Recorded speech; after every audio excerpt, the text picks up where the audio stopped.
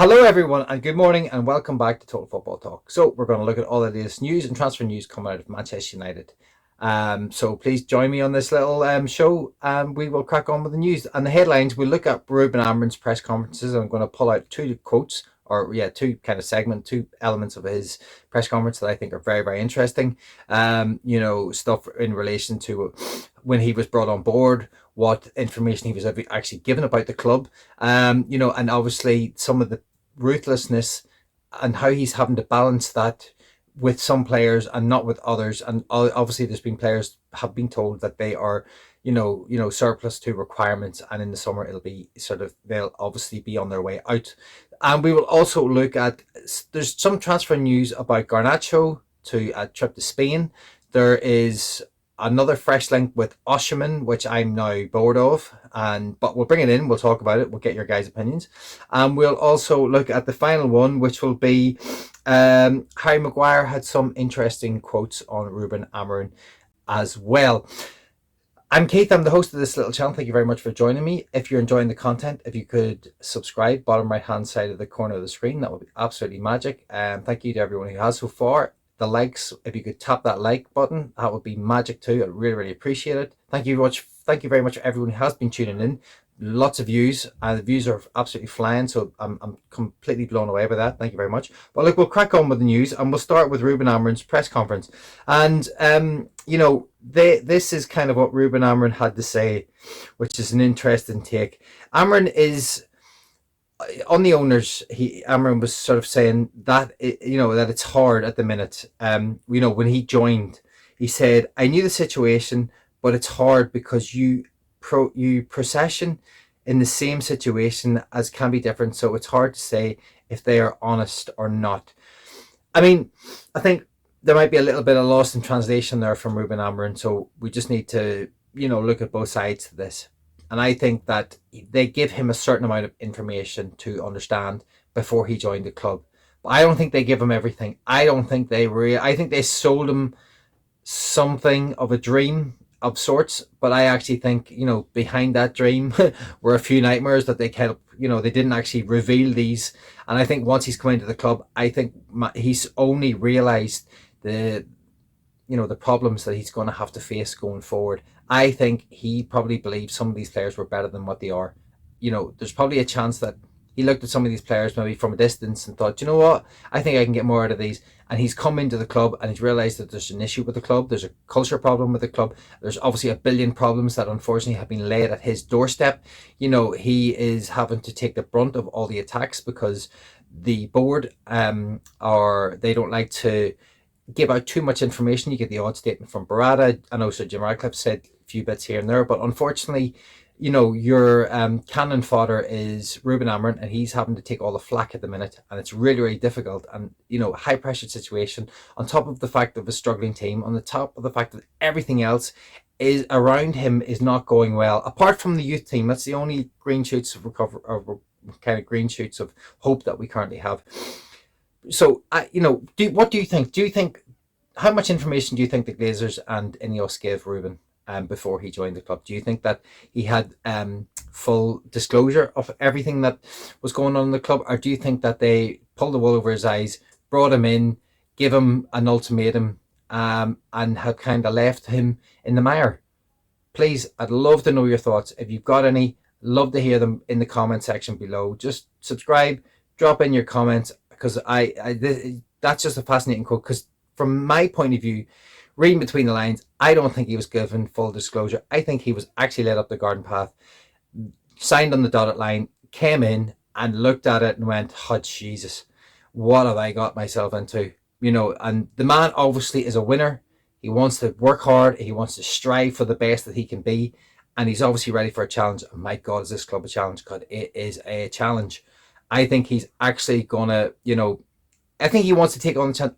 I just pray that he gets enough time and that he gets some money to buy the players that he needs to fit into a system. Because if he doesn't, it's not going to work. He obviously has a system. He needs the players for that system. If he doesn't get some of these players for that system very, very quickly, regardless of how good the youth are, and people will keep talking about the youth this, youth that, and I love watching the youth team and I love seeing them progress, but we can't build a team on youth. It's just not going to work. Not in the Premier League. It's too difficult. So interesting times moving forward. So that was that. That's where we start there, and then we'll go on to the next little bit of his press conference if I can bring it up, and I keep forgetting to put myself back on screen, which is really annoying. So that is that, and I need to do this. And here we go. Sorry guys, I just have still a lot to learn about this show, and yeah, sometimes I get caught up talking and I forget that I have to do other things as well. So Ruben Amorim was asked whether he will need to be ruthless at the end of the season. We can talk about that at the end of the season because it's hard. We have a lot of games still to play, and we talk about about what is clear. And I think it's not a difficult situation because everyone understands that football, sometimes you stay, sometimes you have to move on. If you don't know how to explain, for me, it's easy. I know how to explain it. I can do it. And I like to do it because I want to be clear. When I was a player also, because I like to I like to use all that experience.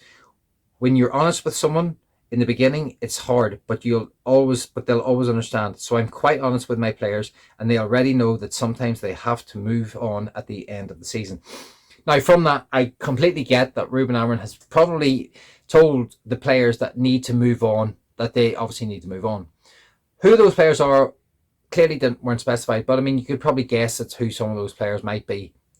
Please comments below. Who do you think it'll be? Who do you think those players are that Ruben would actually like to see move on? Because I think there's quite a lot actually. I think the list could be quite extensive of players that have to move on.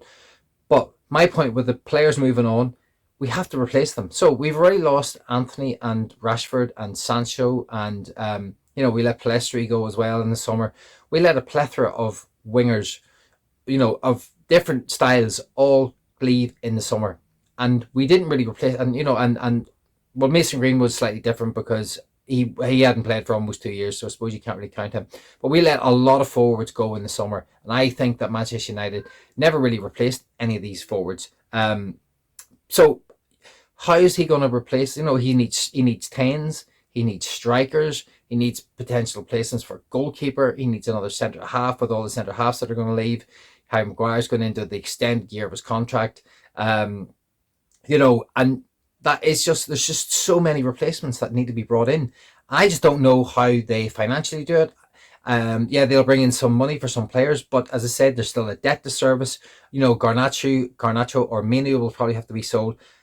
God, I keep harping back to this. And that's maybe just to service debt and help, go towards another player coming in. So sell to buy. That's what we've become. We are just a mid-range, mid-league, mid-table season team at the minute. I don't know how he gets us out of it. As I said, it does worry me. But talking about Harry Maguire, this is what Harry Maguire had to say. Harry Maguire went, this group of players believes in Ruben's tactics, and we probably need signings, and I'm sure there will be some. We believe in Ruben, his tactics, and his coaching. Now, excuse me.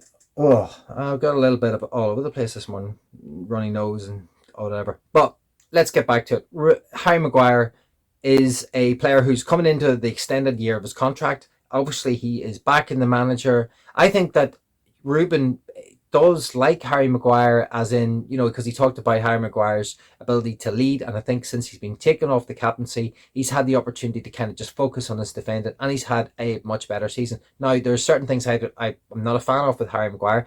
He likes to get his hand up for the old offside trap, and half the time that doesn't work, because when he's putting the hand up, he's not concentrating on the game, and the game's going on around him, and before you know it, we're conceding goals. So yes, I think Harry has been important this season. He has done well in a lot of games, so got to give him credit for that. An extended 1 year deal, I think that's more trying to cover themselves, because I don't think we can afford to bring in a load of centre halves as well as all the other positions that we need to fill. So I think that's we're just kind of holding out on Harry. We're kicking the can down the road, keeping Harry Maguire here for 1 more year, because I think ideally Ruben would probably like to move him on, because he's not the player that he needs. He's not quick enough. He can't turn. He can't defend 1-1 duels, and we've seen that recently. And I just think it's a big issue. So I think going forward, we do need another centre half. Obviously, we're going to lose Evans and Lindelof in the summer. So we're going to have so many players leaving, which is good in one way, wages off the books, but we're not getting any money for these players. So again, any of us have failed there. And also, these players have to be replaced. who is actually going to replace all these players, and it can't be youth all the way through, because we'll get crucified in this league. And now, just talking about the youth, we'll kind of go on to one of the latest little stories that's breaking. Whether there's any truth in this, I don't know. But Manchester and Barcelona are apparently in the summer transfer window are looking at Alejandro Garnacho, who is expected to be available in the summer. And this is coming from, I can't pronounce this, Fiche's Football. Apologies for butchering that name. I really apologize. But they've get some stories from the Spanish side that's mixed. So I pinch of salt with this one. I think they might be interested in him, but whether that interest goes any further, I actually don't know. So we'll just have to wait and see on that one. But as I said, that's the latest news coming out of that. And the very last one is the one I kind of really don't want to bring in, but we'll bring in anyway. And we'll wrap up with this. United have informed Napoli that they will trigger Victor Osimhen's release clause in the summer, and this is coming from the Turkish journalistic side of things. The account is very big. It's got 1.5 million viewers. So it's obviously got some kind of credibility, I believe, from its viewership. Now, again, Victor Osimhen, Victor Gyökeres, Delap, who I've asked the question before. I'm maybe bored of it, and if you're bored of it, I apologize. If you could have one, who would you have of those three? Throw your comments at me. Love to hear. I don't believe this. I believe this is agent talk, and this is Victor Osimhen trying to get a move out of Galatasaray and Napoli into a higher profile league and a higher profile club. And whether this deal's done or not, I don't believe it for a second. Summer transfer window's ages away. And as much as I'd love to see him here, at the minute, I just don't buy it. So, guys, thank you very much for listening to me for the kind of 10, 11 minute roundup. I will speak to you tomorrow. The game against Fulham today, my prediction, I dread today. I actually think we could go out today. And only because we need every player to turn up, and they need to turn up with passion, pride, and they need to turn up with skill. They need to actually knuckle down and give themselves an opportunity by not giving away a stupid goal, and by just trying to find a way to get across the line, because the cup competitions are really important to us. But I'm kind of dreading today because I have no idea. I mean, there's a bit of me thinks we could win, and there's a bit of me thinks we could lose. So maybe it'll be a draw, and then maybe it'll go into extra time. But I just dread today. I don't really know how it's going to go. No Dogru. Whether Garnacho is going to start after him and Ruben having their little thing in the summer, or after the last game. Sorry, with the whole Instagram thing. I don't know what type of team he's going to pick. It's going to be obviously quite defensive in some ways if we're going to have a lot of defensive wing backs. And I think it's going to be a real struggle today, because Fulham are a good team and they're really going to test us, and we're going to need a bit of luck, and we're going to need to take our chances, because we ain't going to get too many. I'm just praying. I'd love to see Rasmus score today, or Xerxes, just one of them to get on the score sheet and give us a chance of going through, because it's going to be so important. Get your comments in below, please. Let me know what you think of what's your predictions for the match today. If you're seeing this now, thank you for sticking to the end. I'm Keith, and I'm going to get out of here. Drop me a like and a subscribe if you would, if you're enjoying the content, and I'll see you tomorrow. Thanks, guys.